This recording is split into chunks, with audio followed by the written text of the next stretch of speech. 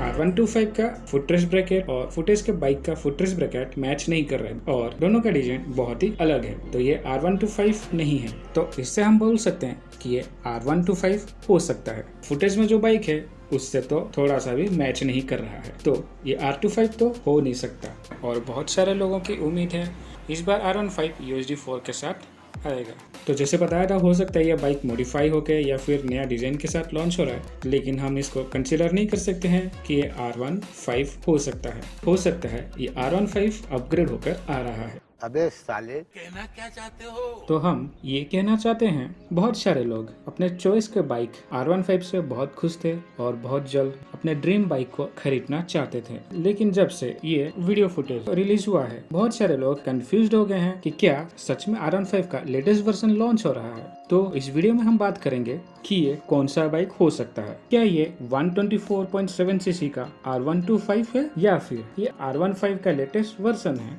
Indian market में Yamaha की तरफ से 200 से 300 सीसी में कोई भी बाइक नहीं है, तो फुटेज में जो बाइक दिख रहा है वो 249 सीसी का R25 हो सकता है, या फिर ये हो सकता है 321 सीसी का R3, जो कि टेक्निकल इश्यूज की वजह से डिसकंटिन्यूड है। और ये कहा जाता है कि मार्च 2022 के आसपास R3 BS6 लॉन्च होने वाला है। तो उम्मीद करते हैं इस वीडियो के सहारे हम आपके कंफ्यूजन को दूर कर सकें। तो आज का वीडियो शुरू करते हैं। इस फुटेज में सबसे पहले हमको टेल सेक्शन दिखता है, तो हम टेल लाइट से शुरू करते हैं। और ये है R125 का टेल सेक्शन, और आप इसमें अच्छे से देख सकते हैं कि फुटेज में जो बाइक है उसका टेल सेक्शन थोड़ा सा बड़ा है और R125 का थोड़ा सा नैरो है, लेकिन दोनों बाइक्स का टेल लाइट अच्छे से मैच कर रहा है।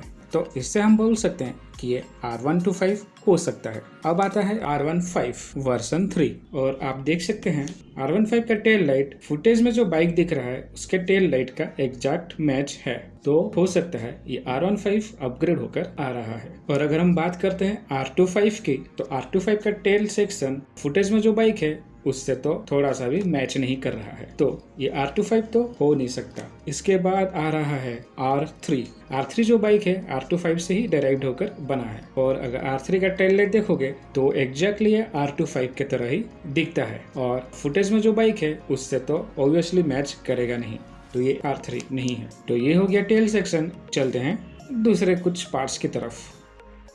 अब हम बात करते हैं फुटरेस्ट पेग होल्डर की, जिसे हम फुटरेस्ट ब्रैकेट भी कहते हैं।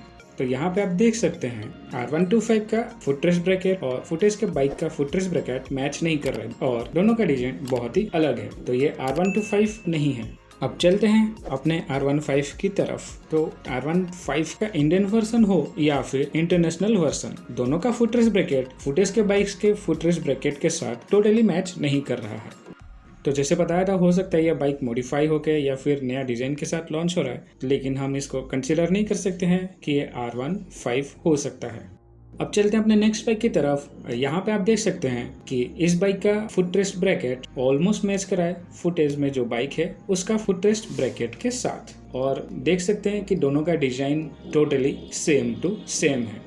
ये जो बाइक है ये है R25, तो हो सकता है इसी को लॉन्च किया जा रहा है, क्योंकि इंडिया में यामाहा की तरफ से 200 से 300 सीसी में कोई भी बाइक नहीं है। जब ये पार्ट R25 के साथ मैच कर रहा है तो ये R3 के साथ भी मैच करेगा, क्योंकि R25 और R3 का डिजाइन सेम है। तो हो सकता है ये R3 बाइक है जो कि अपग्रेड होकर BS6 मॉडल में लॉन्च होने वाला है।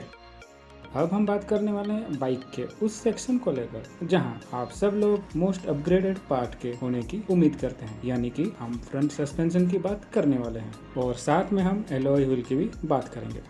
तो जैसे कि आप देख सकते हैं फुटेज में जो बाइक है उसमें USD फोर्क लगा हुआ है। तो अगर R125 की बात करें तो इसमें USD फोर्क मौजूद है, लेकिन अगर आप एलॉय व्हील को देखते हैं तो फुटेज के बाइक के एलॉय व्हील के साथ इसका डिजाइन मैच नहीं करता है, तो ये R125 नहीं हो सकता। और अगर हम एलॉय व्हील की बात कर रहे हैं, R15 का एलॉय व्हील इस फुटेज के बाइक के एलॉय व्हील के डिजाइन के साथ टोटली मैच करता है। वैसे R15 का इंडियन वर्जन में USD फोर्क तो नहीं है, जबकि इंटरनेशनल वेरिएंट में USD फोर्क दिया गया है, और बहुत सारे लोगों की उम्मीद है इस बार R15 USD फोर्क के साथ आएगा। लेकिन जैसे कि हमने प्रीवियस वीडियो में बोला था, प्राइस फैक्टर को नज़र में रखते हुए R15 में USD फोर्क आने की संभावना बहुत कम है। और अब चलते हैं R25 और R3 की तरफ। तो R25 और R3 दोनों में ही UHD फोर्क है, लेकिन अगर आप एलॉय व्हील को देखते हैं तो फुटेज के बाइक का एलॉय व्हील के साथ ये मैच नहीं करता, तो इसके R25 और R3 होने की संभावना कम हो जाती है। और अब अगर हम साइड फेयरिंग्स की बात करते हैं तो अगर आप अच्छे से देखोगे तो फुटेज में जो बाइक है उसका साइड फेयरिंग्स का अपर पोर्शन R125 और R15 के साथ मैच नहीं करता है, लेकिन लोअर पोर्शन मैच करता है। और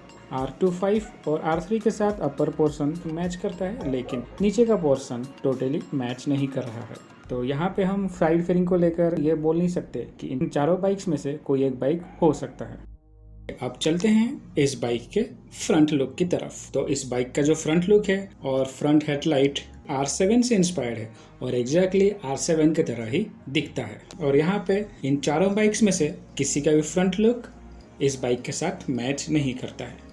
तो इस फुटेज में हम दो बाइक देख सकते हैं और इन दोनों बाइक्स में नंबर प्लेट लगे हैं। तो बहुत लोगों का कंफ्यूजन है कि अगर ये नया बाइक है, लॉन्च नहीं हुआ है, तो इन बाइक्स में नंबर प्लेट कहाँ से आया। तो मैं यहाँ पे बता देना चाहता हूँ, ये जो नंबर प्लेट्स है ये टेम्पररी नंबर प्लेट्स हैं और इन बाइक्स को टेस्ट म्यूल्स कहा जाता है, यानी कि ये सब बाइक्स प्रोडक्शन में नहीं हैं और इन बाइक्स का इस्तेमाल टेस्टिंग में किया जाता है।